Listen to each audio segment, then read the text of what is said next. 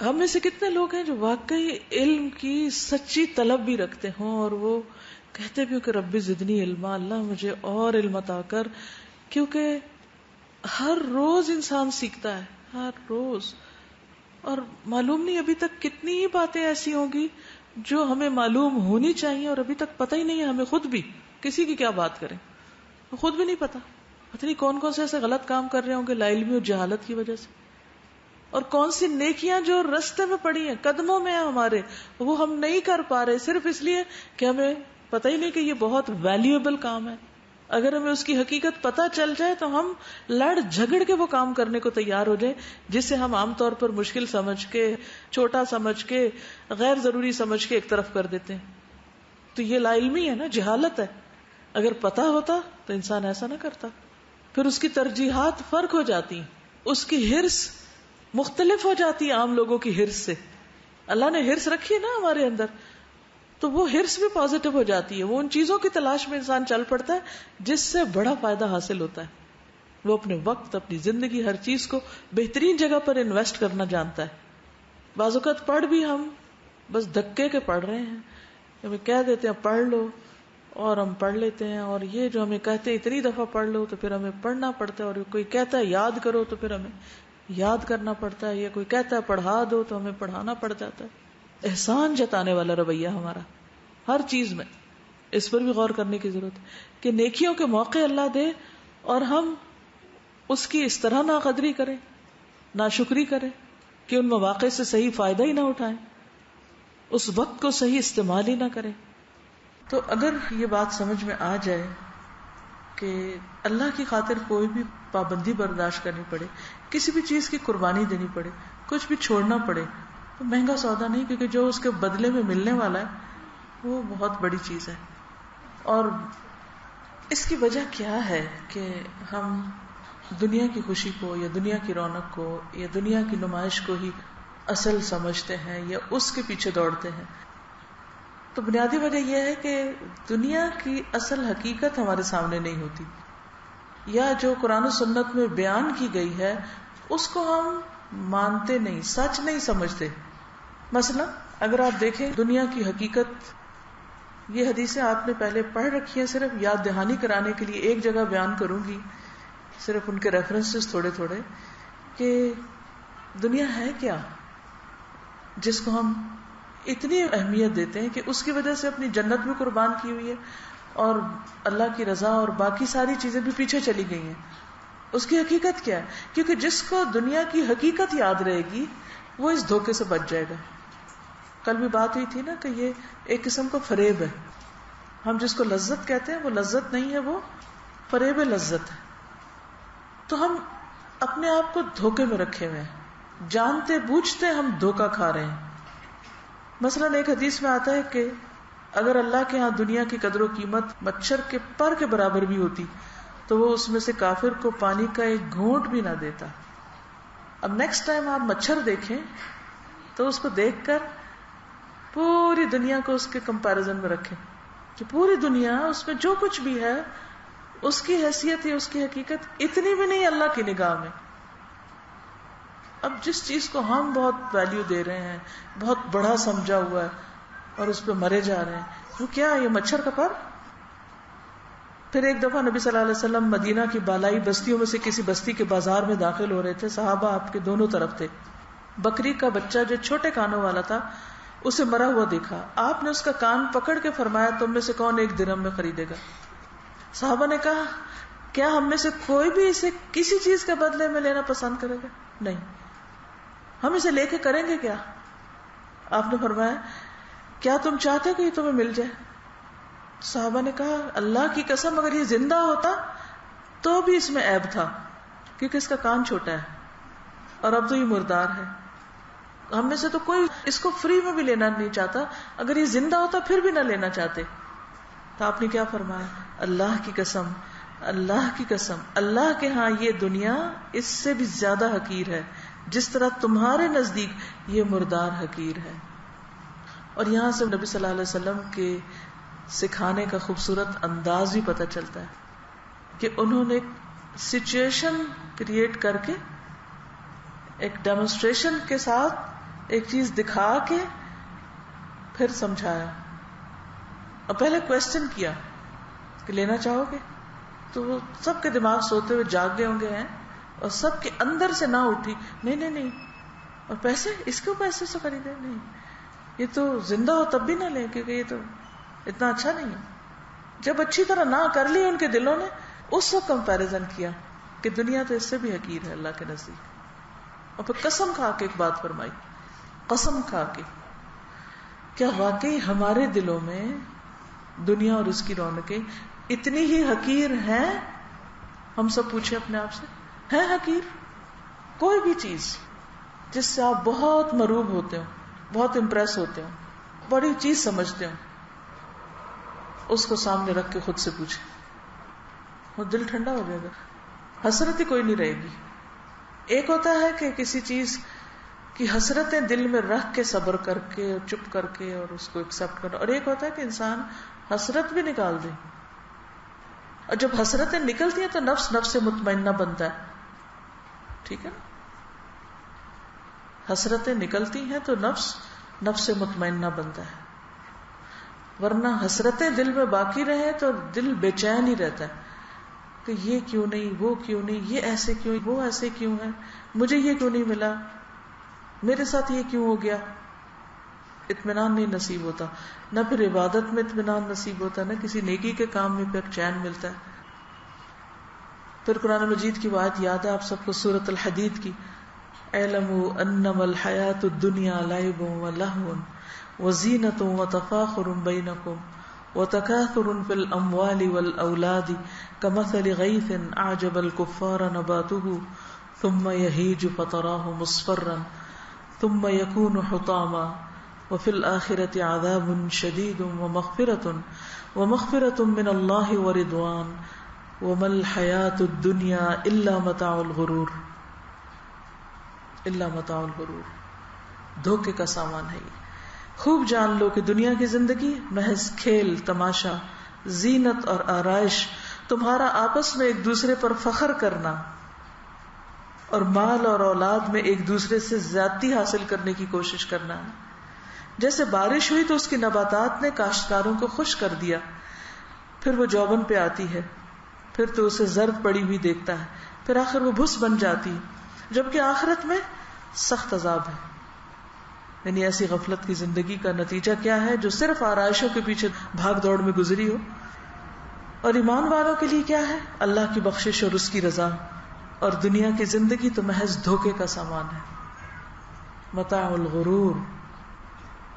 دھوکا کیا ہوتا ہے کہ انسان کسی چیز کو سونا سمجھے اور وہ پیتل نکلے، انسان کہ میں تو لوٹا گیا، کتنا بڑا فراڈ ہو گیا میرے ساتھ، تو فراڈ ہے۔ لیکن آج ہم ان چیزوں کو یقینی سمجھتے ہیں۔ ایک اور حدیث میں آتا ہے، حلوۃ الدنیا مرۃ الآخرہ ومرۃ الدنیا حلوۃ الآخرہ۔ نبی صلی اللہ علیہ وسلم نے فرمایا، دنیا کی لذت آخرت کی کڑواہٹ ہے، اور دنیا کی تلخی آخرت کی لذت و شیرینی ہے۔ دنیا میں کسی بھی چیز کا کڑوا گھونٹ بھرنا پڑے، چاہے وہ غصے کا ہو وہ پی جائیں، یا پھر کسی بھی تلخی، ناگوار، ناپسندیدہ، پریشان کن صورتحال پر صبر کر جائیں، یہ سب کس میں ڈھل جائے گا؟ آخرت کی لذتوں میں۔ اور کوئی بھی لذت جو دنیا میں اگر انسان اس کے پیچھے بھاگ رہا ہے یا پھر حرام طریقے سے اس کو حاصل کر رہا ہے تو وہ آخرت میں کیا بن جائے گی؟ کڑواہٹ۔ یا پھر آخرت کی لذت جب انسان پائے گا تو دنیا کی لذتیں کیا محسوس ہوں گی؟ کچھ بھی نہیں، یہ تو کڑواہٹ تھی، کچھ بھی نہیں تھا۔ کس کے پیچھے بھاگ رہا تھا؟ اس کو چھوڑ کے ان چیزوں کے پیچھے بھاگ رہا تھا۔ مثلا آپ دیکھیں نا کہ آم کی قسمیں ہیں، فار ایگزامپل، ایک ہوتا ہے کھٹا، ایک کچا ہے، تو جس نے وہی دیکھا اس کے لیے وہی بڑی بات ہے، لیکن جس نے اعلیٰ درجے کا آم دیکھا ہو اور وہ اس کو بعد میں ملے تو کہ اب تک کیا کھاتے رہے، ایسے ہی پیسے ضائع کیے۔ کھانے کی چیز تو یہ تھی۔ ہوتا نا کئی دفعہ دنیا میں بھی یہ تجربات ہم سب کو ہوتے رہتے ہیں کہ اصل چیز تو اب ملی۔ تو بالکل اسی طرح انسان بہت سی چیزوں کے پیچھے بھاگتا ہے، ہر چمکتی چیز کے پیچھے بھاگنے لگتا ہے، یہ مجھے مل جائے. پھر انسان اس کو چکھتا ہے، پھر کہتا ہے یہ کیا تھا، یہ میری منزل نہیں، یہ میری منزل نہیں. تو دنیا میں کچھ بھی مل جائے، بہترین سے بہترین چیز بھی مل جائے، تو بھی آخرت کی نعمت اور لذت کے مقابلے میں وہ کیا ہے؟ کچھ بھی نہیں ہے، کڑواہٹ ہی ہے. یا پھر اگر حرام ہے وہ، تو وہ لٹرلی آخرت میں کڑواہٹ میں بدلے گی، کیونکہ عمل اور جزا میں مماثلت ہے. ٹھیک ہے نا، عمل اور جزا میں مماثلت. اس کا کیا مطلب؟ مثلا جو زکوٰۃ نہیں دے گا تو اس کا وہ زکوٰۃ کا مال کیا بن جائے گا؟ سانپ بن جائے گا. ٹھیک ہے نا، وہ کہے گا انا مالک انا کنزک. صرف زکوٰۃ کا نہیں بلکہ سارا ہی مال، مال کا لفظ آتا ہے، خالی زکوٰۃ کا نہیں. تو اس کا مال اس کے لیے سانپ بن جائے گا، ناگ بن جائے گا. اسی طرح باقی بھی چیزیں. ایک اور حدیث ہے، نبی صلی اللہ علیہ وسلم نے فرمایا بے شک دنیا سرسبز، شاداب اور میٹھی ہے، دیکھنے میں بڑی خوشنما ہے. جس نے اس کو حق کے ساتھ حاصل کیا اس کے لیے اس میں برکت ڈالی جائے گی. اور برکت کا کیا معنی ہے؟ کہ پھر اس سے وہ خیر کے کام کرے گا. اور جو اللہ اور اس کے رسول کے مال میں ناحق مداخلت کرنے والے ہیں ان کو اللہ سے ملاقات کے دن آگ کے سوا کچھ نہیں ملے گا. اور جو اللہ اور اس کے رسول کے مال میں ناحق مداخلت کرنے والے ہیں، یعنی بغیر حق کے اس کو لینے والے ہیں، جس کی اجازت نہیں اس کے پیچھے جانے والے ہیں، ان کو اللہ سے ملاقات کے دن آگ کے سوا کچھ نہ ملے گا. پھر وہ مثال یاد ہے جس میں نبی صلی اللہ علیہ وسلم نے فرمایا کہ تم میں سے کوئی شخص دریا میں اپنی انگلی ڈال کے نکالے اور پھر دیکھے کتنا پانی لگے. تو آخرت کے مقابلے میں دنیا کی مثال اتنی ہے کہ بس ساری دنیا بھی اتنی ہے جیسے پانی سے انگلی نکالے تو پانی لگ جائے. کتنا لگے گا؟ کتنی بھی کوشش کرے بس انگلی بھیگنی ہے اور کچھ نہیں ساتھ آنا، باقی قطرہ بھی آیا نا وہ بھی ٹپک جائے گا، وہ بھی نہیں رہے گا. اور ایک اور حدیث میں آتا ہے نبی صلی اللہ علیہ وسلم نے فرمایا بلا شبہ اللہ تعالیٰ نے ساری دنیا کو قلیل بنایا ہے ہی تھوڑی، اور اب دنیا کا جو حصہ باقی ہے وہ قلیل میں سے بھی قلیل ہے. اس کی مثال یہ ہے کہ پانی کا ایک حوض ہو جس کا عمدہ پانی پی لیا گیا ہو اور گدلا پانی باقی رہ گیا ہو. میں کبھی سوچتی ہوں کہ جب آدم علیہ السلام دنیا میں آئے تھے اور حضرت حوا، اس کو کوئی پولوشن نہیں ہوگی نا کسی قسم، ہر چیز فریش. پھر آہستہ آہستہ آبادیاں بڑھنے لگی ہیں اور پھر آبادیوں کے ساتھ اور بھی بہت سی چیزیں. تو پھر زمین کے ریسورسز ان کو انسان نے نکالنا شروع کیا. پھر زمین کی جو خوراک ہے، اب آپ دیکھیں کہ خوراکیں کیسے پیدا ہو رہی ہیں. کیا ڈالتے ہیں اس میں؟ کیا ڈالتے ہیں؟ فرٹیلائزرز، کھاد. اگر وہ نہ ڈالیں تو پیدا نہیں ہوتا کچھ. اور اس سے جو کچھ پیدا ہوتا ہے اس کو آپ دیکھیں. تو میں چھوٹی ہوتی تھی تو میں کہتی تھی یہ کیوں ڈالتے ہیں؟ تو کہتے تھے زمین سے اگتا نہیں. اچھا پھر کیا ہوتا تھا؟ میں دیکھتی تھی کچھ زمینوں پہ کچھ نہیں اگایا، میں کہتی تھی یہ کیوں خالی چھوڑ دی ہے؟ تو مجھے بتایا گیا تاکہ یہ 1 سال آرام کرے، جان پکڑے، پھر اس میں ڈالیں گے کچھ، پھر اچھی فصل لائے گی اگر کھاد نہیں ڈالنی تو. اچھا ہل چلانے کے پیچھے بھی یہی حکمت ہوتی ہے کہ وہ نیچے کی مٹی اوپر کے ساتھ مل کے اس کے اندر تھوڑی جان آ جاتی ہے کچھ اگانے کے لیے. ورنہ آپ سوچیں نا انہی زمینوں پہ کاشت کر کے تو باقی کیا رہ گیا؟ پانی ری سائیکل ہوتا ہے نا، تو ہوتے ہوتے ہوتے ہوتے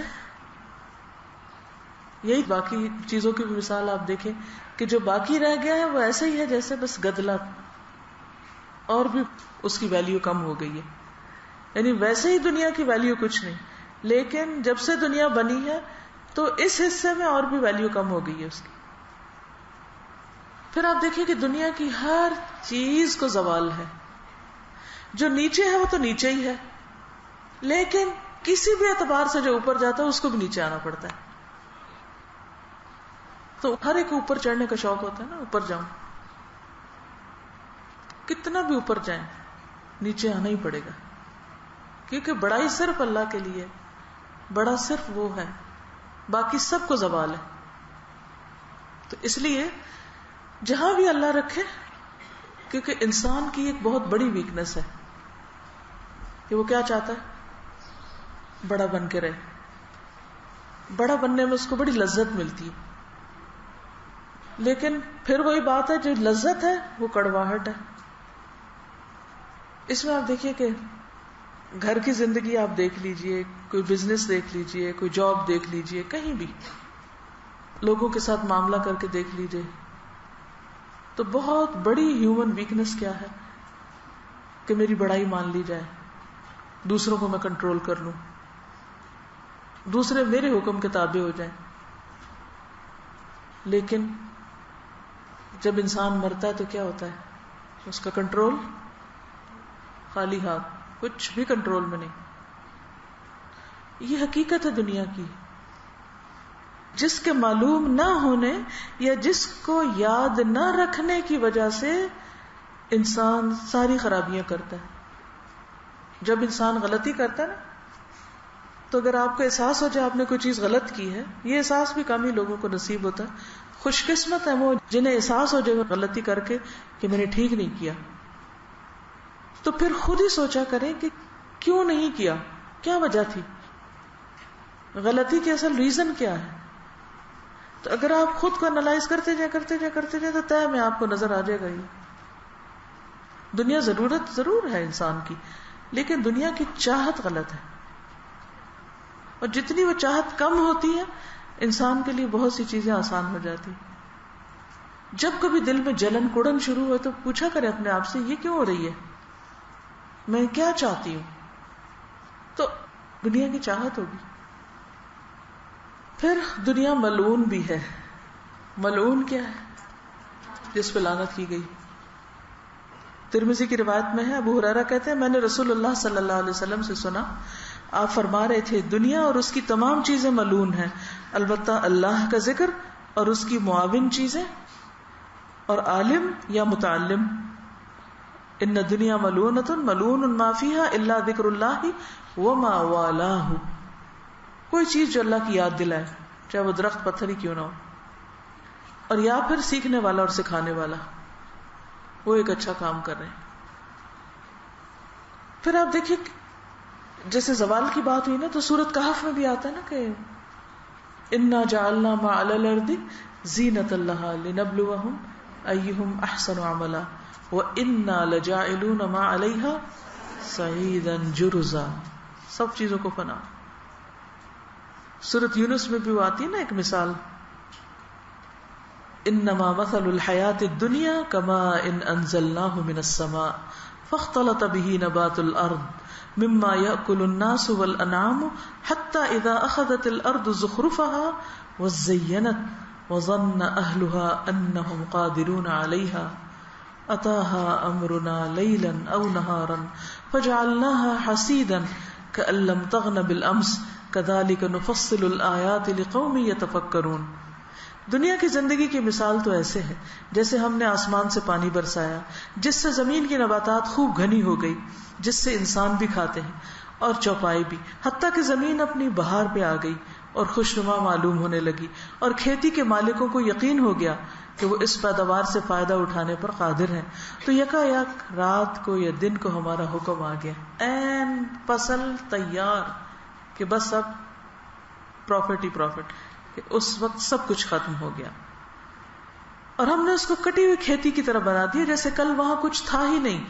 اسی طرح ہم اپنی آیات ان لوگوں کے لیے تفصیل سے بیان کرتے ہیں جو کچھ غور و فکر کرتے ہیں. رسول اللہ صلی اللہ علیہ وسلم نے فرمایا ابن آدم کا کھانا، ابن آدم کا کھانا ہم جو کچھ کھاتے ہیں دنیا کی مثال قرار دیا گیا ہے. اس سے دنیا کی مثال آپ سمجھ سکتے ہیں کہ اس کو کتنا ہی ذائقہ دار بنا لو، یہ دیکھو کہ اس کا انجام کیا ہوتا ہے. یہ مسند احمد کی روایت ہے.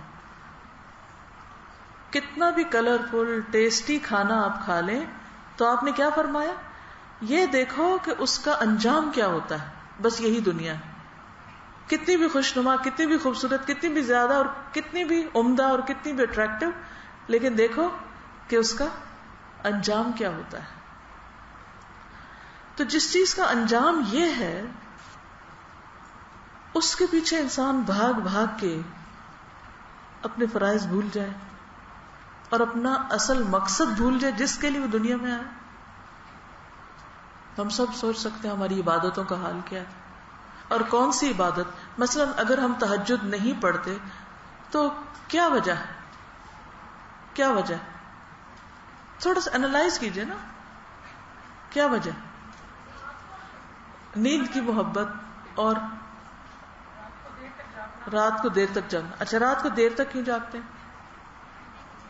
کیا کرتے ہیں؟ سوچئے ذرا. اسائنمنٹ کرتے ہیں.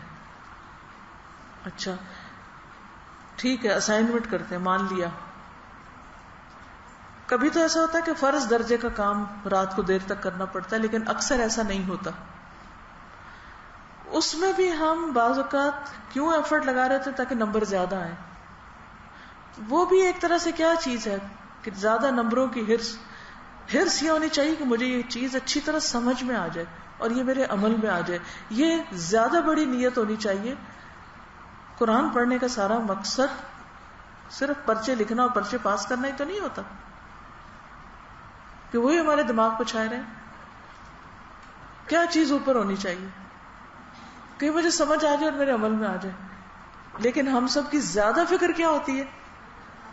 پیپر اچھا ہو جائے نمبر زیادہ آ جائے. ہے کہ نہیں؟ تو فرق ہے نا دونوں میں. تو نیت ہی خراب ہے. نیت پھر دنیا کی محبت ہے پیچھے پروف کرنے کا شوق. اچھا پھر اس کے علاوہ کیا کرتے ہیں رات کو دیر تک؟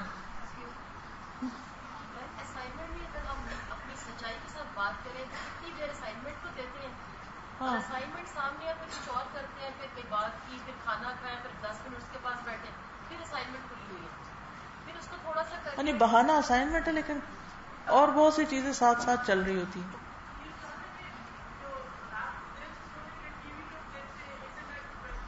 صحیح.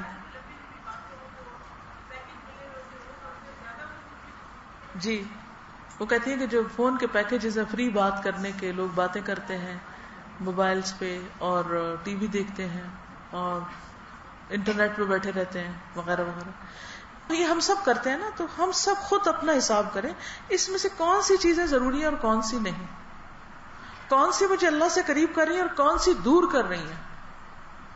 کون سی ایسی چیزیں جن کو میں یہاں سے شفٹ کر کے یہاں لے آؤں تاکہ میں اتنے بجے اٹھ کر اللہ کے حضور جھک سکوں.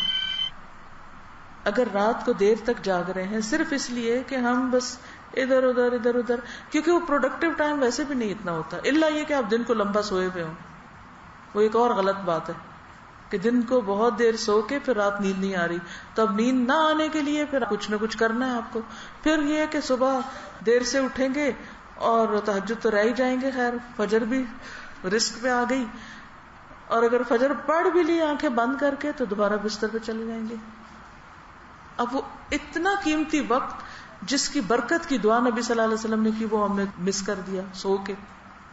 کام کہاں سے پورے ہوں. پھر اٹھیں گے پھر تو کیا ہم اپنے اسکیجول کو شفٹ نہیں کر سکتے؟ کر سکتے ہیں نا لیکن ہم اس پہ سوچتے نہیں توجہ نہیں دیتے. کیوں نہیں دیتے بتائیے مجھے کیوں نہیں دیتے؟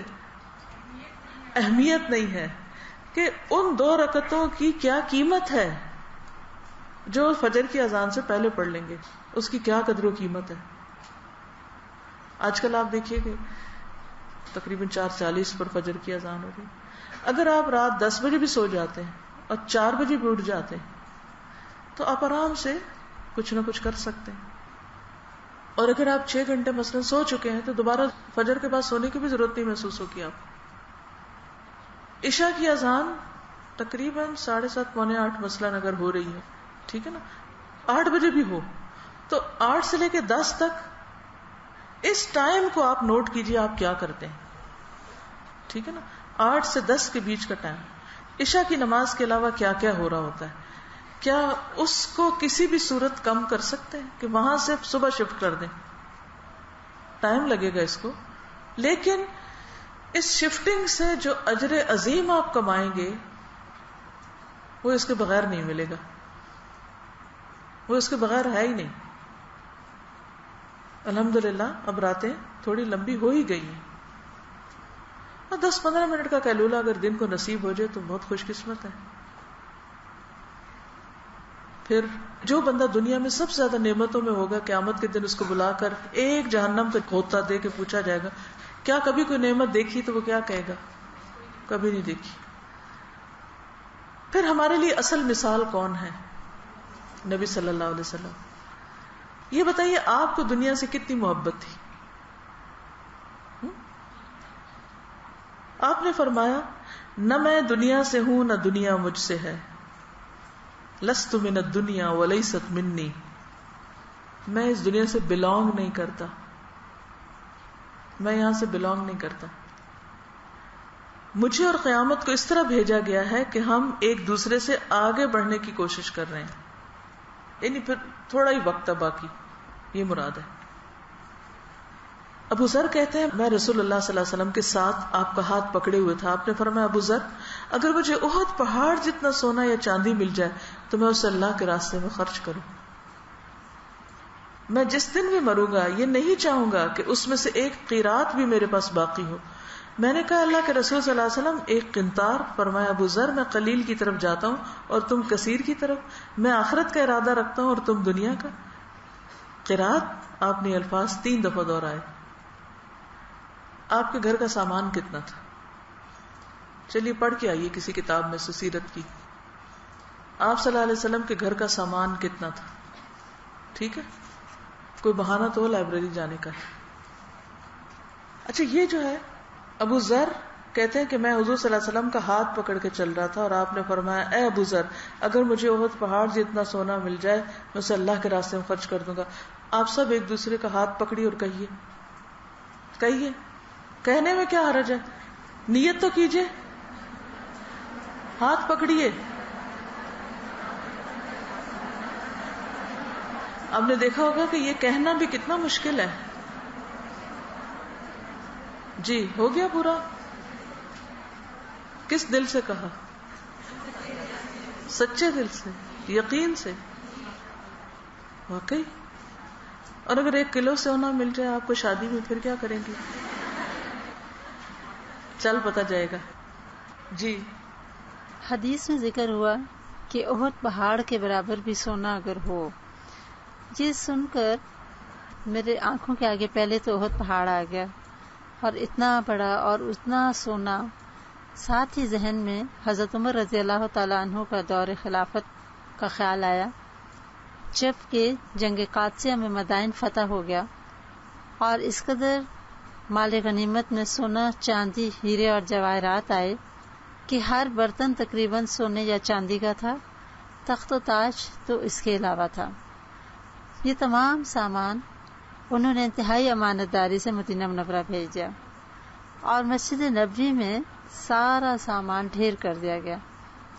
اس قدر سونا اور چاندی تھا کہ ولیم میور جو کہ اورینٹلسٹ ہیں لکھتے ہیں کہ by the end of the day gold and silver had lost its value.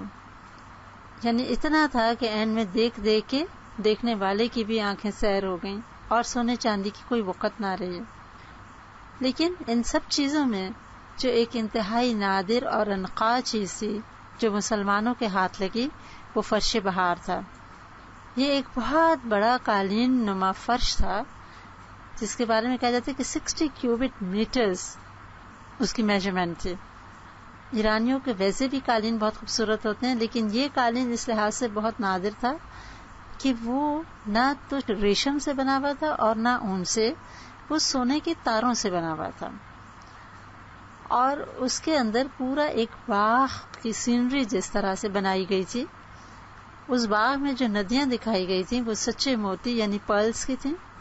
گھاس سارا زمرد یا ایمرلڈز کا بنا ہوا تھا اور پھول جو تھے روبی یعنی یاقوت وغیرہ کے بنے ہوئے تھے. یعنی سارے پریشس سٹونز اور سارے سونے کی تاروں سے وہ بنا ہوا تھا. یہ قالین ایسا تھا کہ ولیم میور کہتے ہیں کہ اٹ واز پرائس لیس، اس کی کوئی قیمت لگائی نہیں جا سکتی، کیونکہ یہاں پہ نہ صرف یہ کہ بادشاہ کا محل تھا بلکہ شہزادوں کے بھی بہت سے محلات تھے. اور بادشاہ نے جب دیکھا کہ مسلمان دریا پار کر کے آ رہے ہیں تو وہ اپنے گھر والوں کو لے کے بھاگا تھا اور بہت سا مال و متاع پیچھے رہ گیا تھا۔ اس سامان میں اور چند بہت ہی قیمتی چیزیں تھیں، جیسے ایک محل سے جو ایک اسٹیچو ملا، ایک گھوڑا تھا جو ریل گھوڑے کے قد کے برابر تھا، اور وہ تمام کا تمام سالڈ چاندی کا بنا ہوا تھا۔ اس کے اوپر جو سوار تھا وہ ایک انسان کے قد کے برابر تھا، اور اس سوار کو پورے کا پورا سونے سے بنایا گیا تھا۔ گھوڑے کی آنکھوں میں ہیرے لگے ہوئے تھے اور باگوں پہ اسی طرح قیمتی جیمز اور سٹونز لگے ہوئے تھے۔ یہ سامان مسجد نبوی میں جب آیا تو اہل مدینہ حیرت اور تعجب کے مارے اس کو دیکھتے تھے کہ کبھی بھی اتنا زیادہ سونا، چاندی اور جواہرات یکجا دیکھنے کا موقع نہیں ملا تھا۔ لوگ تو حیران تھے، متعجب تھے اور خوش ہو رہے تھے، حتیٰ کہ سورج کی کرنیں جب اس سونے پہ پڑیں تو آنکھیں خیرہ ہونے لگیں۔ حضرت عمر رضی اللہ تعالی عنہ جب مسجد میں تشریف لائے تو آپ رونے لگے۔ حضرت علی رضی اللہ تعالی عنہ نے فرمایا کہ اے خلیفہ، یہ رونے کا کون سا وقت ہے؟ آپ کو تو خوش ہونا چاہیے، اللہ تعالیٰ نے اتنی برکتیں دے دی امت کو۔ فرمایا کہ ہاں، میں اس لیے روتا ہوں کہ میرے جو دو ساتھی جو مجھ سے پہلے گزرے وہ کہیں اللہ تعالیٰ کے زیادہ قریب اور مکرم تھے، ان کو تو اللہ تعالیٰ نے یہ سب نہیں دیا، تو یقیناً اس مال کے ذریعے میری آزمائش ہو رہی ہے۔ اس کے بعد انہوں نے اپنے ایموشنز ایک طرف رکھے، آپ صلی اللہ علیہ وسلم کی پیشن گوئی پوری کی جو آپ نے ہجرت کے سفر میں سراقہ بن جاشم کو خوشخبری دی تھی کہ اے سراقہ، میں تمہارے ہاتھوں میں کسرا کے کنگن دیکھ رہا ہوں، اور پھر آپ نے کسرا کے کنگن سراقہ کو دیے۔ اس کے بعد پھر اتنا روئے کہ لوگ کہتے ہیں کہ ہمیں خلیفہ پہ ترس آنے لگا، اور روتے روتے عبد الرحمن بن عوف رضی اللہ تعالیٰ عنہ کو کہا کہ شام سے پہلے پہلے ہر چیز بانٹ دینا، کچھ بھی نہ رہے، اور یہ کہہ کہ جس طرح خالی ہاتھ مسجد میں آئے تھے خود اسی طرح خالی ہاتھ واپس چلے گئے۔ کن فی الدنیا کا انک غریب او عابر سبیل کی عملی تصویر تھے۔ چلیے آج کے لیے اتنا ہی کافی ہے۔ سبحانک اللہم و بحمدک، اشہد ان لا الہ الا انت، استغفرک و اتوب الیک۔ السلام علیکم و رحمۃ اللہ وبرکاتہ۔